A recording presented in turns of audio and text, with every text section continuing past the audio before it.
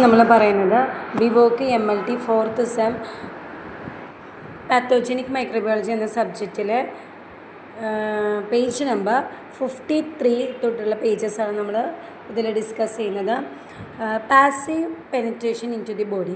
Passive penetration refers to the entry of pathogens into the body through natural ആയിട്ടുള്ള barriers without acting motility or specialised structures. Passive penetration എന്ന് വെച്ചാൽ എന്താണെന്ന് വെച്ചാൽ പാത്തോജൻസിൻ്റെ എൻട്രീനെയാണ് നമ്മളിതിന് പറയുന്നത്. നമ്മുടെ ബോഡിയിൽ കൂടെ നാച്ചുറൽ ആയിട്ടുള്ള ബാരിയേഴ്സ് കൂടെ വിത്തൗട്ട് എനി മോട്ടിലിറ്റി, എന്തെങ്കിലും ഒരു മൂവ്മെൻറ്റോ അല്ലെങ്കിൽ സ്പെഷ്യലൈസ്ഡ് ആയിട്ടുള്ള സ്ട്രക്ചേഴ്സോ ഇല്ലാതെയുള്ള ഒരു മൂവ്മെൻറ്റാണ് എന്ത് പാസീവ് ആയിട്ടുള്ള പെനിട്രേഷൻ ഉദ്ദേശിക്കുന്നത്. Understanding this process is critical for compressing how infections occurs and how they can be prevented. അപ്പോൾ ഇതെങ്ങനെയാണെന്ന് വെച്ചാൽ നമ്മൾ ഇൻഫെക്ഷൻ പ്രിവെൻറ്റ് ചെയ്യുന്നതിലൊക്കെ കുറച്ചും കൂടി ബുദ്ധിമുട്ടുള്ള കേസ് തന്നെയാണ്. Then routes of passive penetration, ഇങ്ങനെയൊക്കെയാണ് നമ്മൾ പെനിട്രേറ്റ് ചെയ്ത് പോകുന്നത്. ഫസ്റ്റ് വൺ സ്കിന്നിൽ കൂടെ intact skin, micro abrasions, hair follicles and sebaceous gland വഴി, ഡാമേജ്ഡ് ആയിട്ടുള്ള സ്കിന്നുകളൊക്കെ വഴി നമുക്ക് എന്ത് പെനിട്രേറ്റ് ചെയ്യും, പാത്തോജൻസ് നമ്മുടെ ബോഡി കൂടെ പെനിട്രേറ്റ് ചെയ്യും. അതുപോലെ തന്നെ നമുക്കറിയാം നമ്മുടെ സ്കിന്നിൽ കുറേ പോറുകളുള്ളതാണ്, സോ അതുവഴിയൊക്കെ പെനിട്രേറ്റ് ചെയ്യാം. പിന്നെ ജസ്റ്റ് ഒരു തുമ്മലിൽ കൂടെ പെനിട്രേറ്റ് ചെയ്യാം, ഹെയർ ഫോളിക്കൽസ് കൂടെ പെനിട്രേറ്റ് ചെയ്യാം. പിന്നെ എന്തെങ്കിലും പൊട്ടിയതായിട്ടുള്ള ഇരിക്കുന്നതോ അല്ലെങ്കിൽ പഴുപ്പോ അങ്ങനെ എന്തെങ്കിലുമുള്ള വൂൺസൊക്കെ ഉണ്ടെങ്കിൽ അതിൽ കൂടിയൊക്കെ പെനിട്രേറ്റ് ചെയ്യാനുള്ള ചാൻസ് ഉണ്ട്. Next mucus membrane. Mucus membrane എന്ന് പറയുമ്പോൾ നമുക്കറിയാം mucus membrane line various body cavities and are critical sites for passive penetrations. അതുപോലെ തന്നെ എന്താ നമ്മുടെ മ്യൂക്കസ് മെംബ്രെയിൻ എന്ന് പറയുമ്പോൾ എന്താ ഒരു വഴുവഴുപ്പോട് കൂടിയതാണ്. നമുക്കറിയാം നമ്മുടെ മൂക്കിൻ്റെ ഉള്ള ഹെയർസൊക്കെ ഉണ്ട്, ആ ഹെയർസിലൊക്കെ മൈക്രോ ഓർഗാനിസംസ് പിടിച്ചിരിക്കാനുള്ള ചാൻസ് ഉണ്ട്. സോ മ്യൂക്കസ് മെംബ്രെയിനിൽ കൂടിയൊക്കെ എന്ത് കയറാനുള്ള ചാൻസ് ഉണ്ട്, മൈക്രോ ഓർഗാനിസംസ് കയറാനുള്ള ചാൻസ് ഉണ്ട്. നെക്സ്റ്റ് റെസ്പിറേറ്ററി ട്രാക്റ്റ് എന്ന് പറയുമ്പോൾ ഇൻഹെയിലേഷനും അതുപോലെ തന്നെ അറ്റാച്ച്മെൻറ്റും വഴി. ഇൻഹെയിലേഷൻ എന്ന് പറയുമ്പോൾ നമ്മളിങ്ങനെ ശ്വാസം ഉള്ളിലോട്ട് എടുക്കുമ്പോഴും അതുപോലെ തന്നെ നമ്മൾ എന്തെങ്കിലുമൊക്കെ ഇൻഹെയിൽ ചെയ്യുമ്പോഴൊക്കെ എന്ത് വരാനുള്ള ചാൻസ് കൂടുതലാണ്, ഇതുപോലെ ഇൻഫെക്ഷൻസ് നമുക്ക് കിട്ടാനുള്ള ചാൻസ് കൂടുതലാണ്. Pathogens in aerosolised droplets can be inhaled directly into the lungs. നമ്മുടെ ലങ്സിൻ്റെ ഉള്ളിലോട്ട് ഡയറക്റ്റായിട്ട് ഇൻഹെയിൽ ചെയ്യാനുള്ള ചാൻസ് കൂടുതലാണ്. സാർസ് പോലുള്ള വൈറസസ് അതുപോലെ തന്നെ കൊറോണ പോലെ വൈറസസൊക്കെ ഇത്തരത്തിൽ ഇൻഹെയിലേഷൻ വഴി നമുക്ക് കിട്ടാവുന്നതാണ്. Then attachment. Once inhaled, pathogens can attach to epithelial cells lining the respiratory tract through specific receptors leading to infections. Specific ആയിട്ടുള്ള റിസപ്റ്റേഴ്സ് ആയിട്ടുള്ള ഒരു അറ്റാച്ച്മെൻറ്റ് നടന്നിട്ട് അത് എന്തിന് കാരണമാകുന്നുണ്ട്, ഇൻഫെക്ഷന് കാരണമാകുന്നുണ്ട്.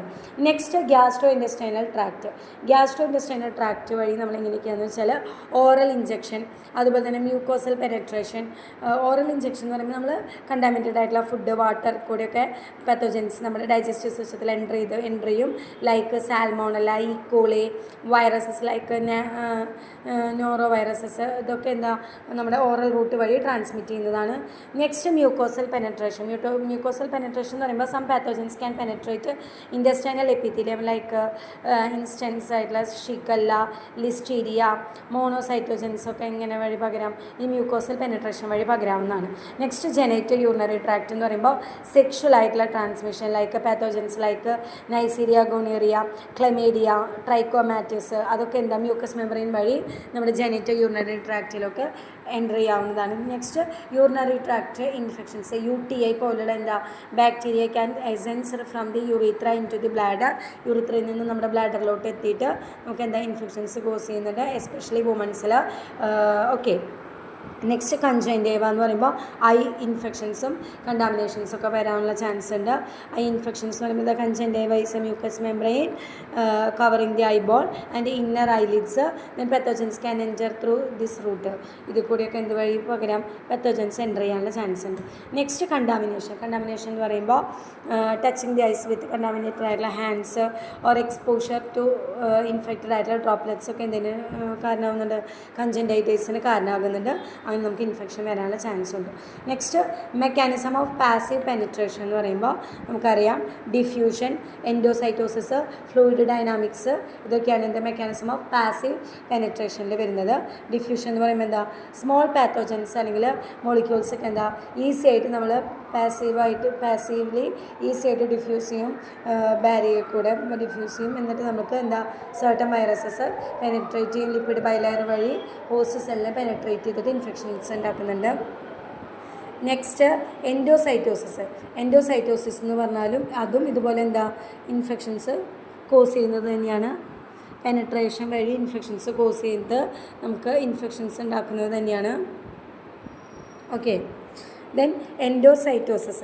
Some pathogens may exploit the host cells endocytic machinery to gain entry without requiring energy. നമുക്ക് energy ആവശ്യമില്ലാതെ നമുക്ക് എന്താ ഇത്തരത്തിലുള്ള എൻഡോസൈറ്റോസിസ് പ്രോസസ്സ് വഴി ലൈക്ക് സാൽമോണല്ല പോലുള്ള ഇൻഫെക്ഷൻസ് ഒക്കെ നമുക്ക് കിട്ടാനുള്ള ചാൻസ് ഉണ്ട്. Next fluid dynamics. നാച്ചുറൽ ആയിട്ടുള്ള fluid movements in the body, നമ്മുടെ ബോഡി കൂടെ നാച്ചുറൽ ആയിട്ടുള്ള ഫ്ലൂയിഡ്സ് ലൈക്ക് ബ്ലഡ് വഴിയോ അല്ലെങ്കിൽ ഡ്രോപ്ലെറ്റ്സ് വഴിയോ ലിംഫാറ്റിക് ഫ്ലൂയിഡ്സ് വഴിയൊക്കെ ഇത്തരത്തിലുള്ള പിന്നെ സെമിനൽ ഫ്ലൂയിഡ് വഴിയൊക്കെ ബാക്ടീരിയാസ് എൻ്റർ ചെയ്യാനുള്ള ചാൻസും ഉണ്ട്. ഓക്കെ, ദെൻ നെക്സ്റ്റ് പറയുന്നത് ഫാക്ടേഴ്സ് ഇൻഫ്ലുവൻസിങ് പാസീവ് പെനട്രേഷനെ ഇൻഫ്ലുവൻസ് ചെയ്യുന്ന ഫാക്ടേഴ്സ് എന്തൊക്കെയാണെന്ന് വെച്ചാൽ പെത്തോജൻസിൻ്റെ ക്യാരക്ടറിസ്റ്റിക്സ് സൈസ് ആൻഡ് ഷേപ്പിനനുസരിച്ച് എപ്പിത്തീലിയൽ ബാരിയറിനനുസരിച്ചൊക്കെ എന്താ നമുക്ക് വാരി ചെയ്യും. അതുപോലെ തന്നെ എന്താ സർഫസ് പ്രോപ്പർട്ടീസിനനുസരിച്ച് ലൈക്ക് സ്പെസിഫിക് ആയിട്ടുള്ള proteins of structures like adhesins അഡിഹസൻസിനെ എൻഹാൻസ് ചെയ്യും, പെനട്രേഷൻ ക്യാപ്പബിലിറ്റീസിനൊക്കെ എൻഹാൻസ് ചെയ്യിപ്പിക്കുന്നുണ്ട്. Next host factors like immune സ്റ്റാറ്റസിസും അതുപോലെ തന്നെ എപ്പിത്തീലിയൽ ഇൻറ്റഗ്രിറ്റി ഒക്കെ എന്താ ഇമ്മ്യൂണോ കംപ്രസർ ആയിട്ടുള്ള ഇൻഡിവിജ്വൽസിൽ ലൈക്ക് HIV പേഷ്യൻസിലും ക്യാൻസർ ട്രീറ്റ്മെൻറ്റിൽ എടുക്കുന്നവരിലൊക്കെ എന്താ ഇത് ഇൻഫെക്ഷൻസ് കോസ് ചെയ്യുന്നുണ്ട്. എപ്പിത്തീലിയൽ ഇൻറ്റഗ്രിറ്റി എന്ന് വെച്ചാൽ എന്താ ഇതുപോലെ എന്താ നമ്മുടെ ചില എപ്പിത്തീലിയൽ ബാരിയർ കാരണം എന്താ പാത്തോജൻസിനെ എൻ്റർ ചെയ്യിപ്പിക്കുന്നത് തടയുന്നുണ്ട്. സോ അത് ഡാമേജ് അല്ലെങ്കിൽ ഇൻഫ്ലമേഷൻസ് ഒക്കെ കോസ് ചെയ്യുന്നുണ്ട്. നെക്സ്റ്റ് എൻവിയോൺമെൻറ്റൽ കണ്ടീഷൻസ് എന്ന് പറയുമ്പോൾ അതിൽ മെയിനായിട്ട് വരുന്നത് എന്താണെന്ന് വെച്ചാൽ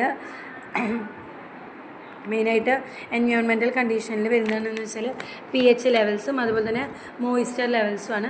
pH ലെവൽ എന്ന് പറയുമ്പോൾ അതിൽ certain pathogens thrive in specific ആയിട്ടുള്ള pH environment. For example helicobacter pylori അതെന്താ സർവൈവ് ചെയ്യുന്നുണ്ട്. പിന്നെ മോയിസ്ചർ ലെവൽസ് എന്ന് പറയുമ്പോൾ എഡ്യൂക്കേറ്റ് ആയിട്ടുള്ള moisture can facilitate microbial survival and അഡിഹറൻസിന് കാരണമാകുന്നുണ്ട്, എസ്പെഷ്യലി മ്യൂക്കോസൽ എൻവിയോൺമെൻറ്റിലൊക്കെ കാരണമാകുന്നുണ്ട്. നെക്സ്റ്റ് ക്ലിനിക്കൽ ഇംപ്ലിക്കേഷനിൽ നമ്മൾ മെയിനായിട്ട് പറയുന്നത് എന്താണെന്ന് വെച്ചാൽ understanding passive penetration has significant implications for infection control and prevention. അതായത് മെയിനായിട്ട് എന്താണെന്ന് വെച്ചാൽ ഇൻഫെക്ഷൻ്റെ റിസ്ക്, പ്രിവെൻറ്റീവായിട്ടുള്ള strategies like hygiene practices, barrier protections, infection risk like identifying how and where pathogens enter the body can help predict infection റിസ്കിനെ കാരണമാകുന്നുണ്ട്. അതുപോലെ തന്നെ for instance in health care സെറ്റിങ്സിന് ഇതിനൊക്കെ എന്ത് കാരണമാകുന്നുണ്ട്, നമ്മുടെ ഇത്തരത്തിലുള്ള ക്ലിനിക്കൽ ഇംപ്ലിക്കേഷൻസ് കാരണമാകുന്നുണ്ട്. പിന്നെ പ്രിവെൻറ്റീവ് ആയിട്ടുള്ള സ്ട്രാറ്റഗീസ് ലൈക്ക് ഹൈജീൻ പ്രാക്ടീസസ്, അതുപോലെ തന്നെ ബാരിയർ പ്രൊട്ടക്ഷൻസ്, ദെൻ ട്രീറ്റ്മെൻറ്റ് അപ്രോച്ചസിൽ നമ്മൾ വാക്സിനേഷൻസ്, ആൻറ്റി മൈക്രോബിയൽ ആയിട്ടുള്ള ഏജൻസ് ഒക്കെ യൂസ് ചെയ്ത് കഴിഞ്ഞാൽ നമുക്ക് ഇത്തരത്തിലുള്ള ബാക്ടീരിയാസിനൊക്കെ നമുക്ക് പ്രിവെൻറ്റ് ചെയ്യാനായിട്ട് സാധിക്കുന്നതാണ്.